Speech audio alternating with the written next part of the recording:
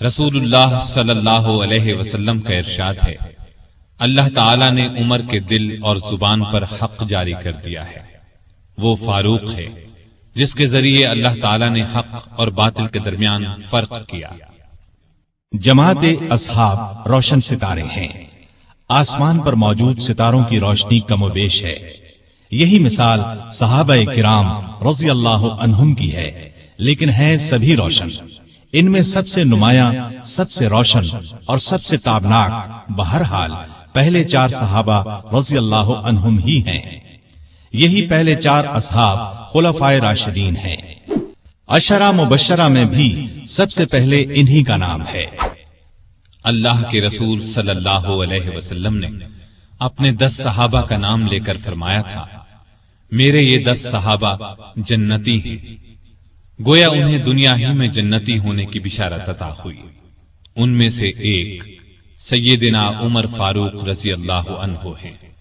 انبیاء کی جماعت کے بعد اور مسلمانوں کے پہلے خلیفہ راشد یار غار سیدنا ابو بکر کے بعد اس دنیا میں سب سے زیادہ فضیلت دوسرے خلیفہ راشد سیدنا عمر فاروق ہی کو حاصل ہے۔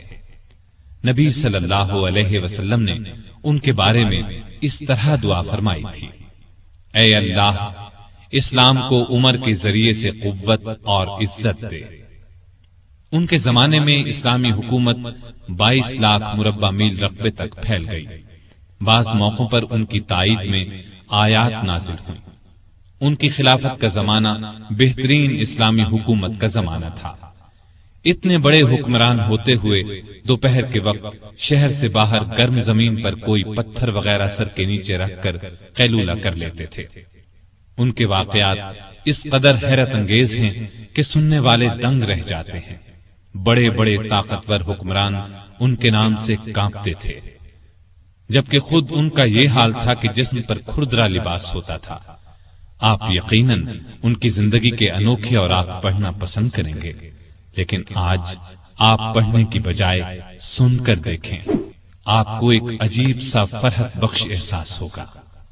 سیدنا عمر فاروق رضی اللہ عنہ کے چند اقوال یہ ہیں، بزرگ بننے کے لیے علم حاصل کرو۔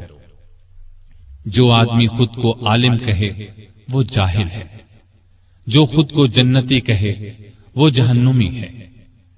جس سے تمہیں نفرت ہے اس سے ڈرتے رہو۔ بڑھاپے سے پہلے جوانی اور موت سے پہلے بڑھاپے کو غنیمت جانو۔ سب سے بری آوازیں 2 ہیں، نوحہ اور راگ یعنی گانا۔ کم بولنا دانائی، کم کھانا صحت، کم سونا عبادت، اور عام لوگوں سے کم ملنا عافیت ہے۔ توبہ کی تکلیف سے گناہ کا چھوڑنا آسان ہے۔ برا چاہنے والوں کی دوستی سے پرہیز کرنا ضروری ہے۔